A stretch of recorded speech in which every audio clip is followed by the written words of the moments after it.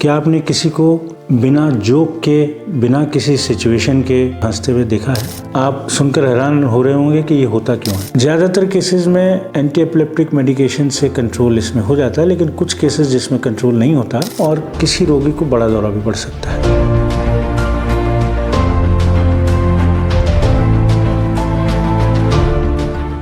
क्या आपने किसी को बिना जोक के, बिना किसी सिचुएशन के, बिना प्रोवोक किए हंसते हुए देखा है? अगर नहीं तो ये एक न्यूरोलॉजिकल डिसऑर्डर हो सकता है, ये रेयर न्यूरोलॉजिकल डिसऑर्डर जिसको कि जिलेस्टिक एपिलेप्सी बोलते हैं। ज़्यादातर ये बच्चों में होती है, एडल्ट्स में भी हो सकती है।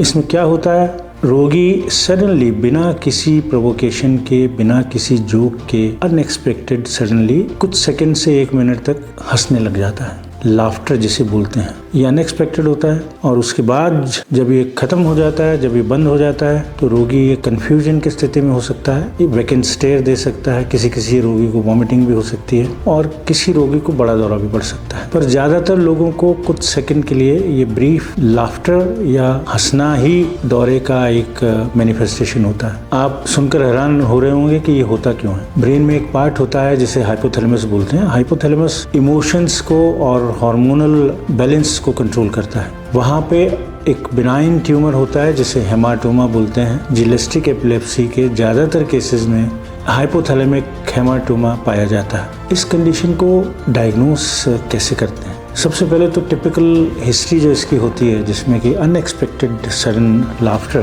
कुछ सेकंड के लिए, कई रोगियों को उसके बाद जो कंफ्यूजन की स्थिति होती है, वैकेंट स्टेयर होता है, वो भी मदद करता है इसको डायग्नोस करने में। उसके अलावा इलेक्ट्रोएन्सेफेलोग्राम की इसमें मदद ली जाती है जो एपिलेप्टिफॉर्म डिस्चार्जेस कुछ रोगियों में शो कर सकता है। एमआरआई ब्रेन यूजफुल इन्वेस्टिगेशन है जिससे कि जो बिनाइन ट्यूमर है हाइपोथैलेमस का, हेमाटोमा जिसको बोलते हैं, उसको इजीली पिकअप किया जा सकता है। इसे ट्रीट कैसे करते हैं? इसे ट्रीट करने के लिए किसी भी दूसरे मिर्गी रोग की तरह एंटी एपिलेप्टिक मेडिकेशंस दी जाती हैं। कार्बामेज़ेपिन है, सोडियम वेलप्रोएट है एवं अन्य भी।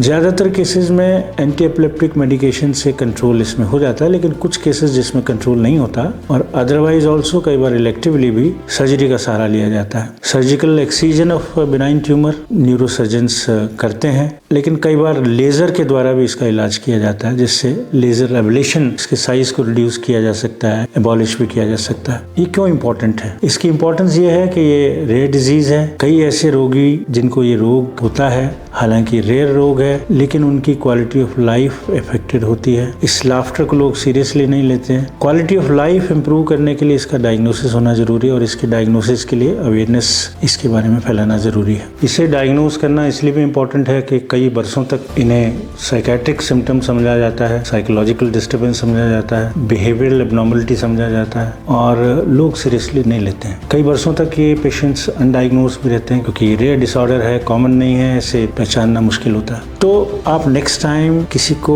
अननेसेसरली बिना किसी वजह के हंसता देखें, जो आपको लगे कि नहीं ये नॉर्मल नहीं है, एबनॉर्मल है, तो जिलेस्टिक सीजर्स उसमें सस्पेक्ट करें। न्यूरोलॉजिस्ट या अपने फैमिली डॉक्टर की सलाह लें।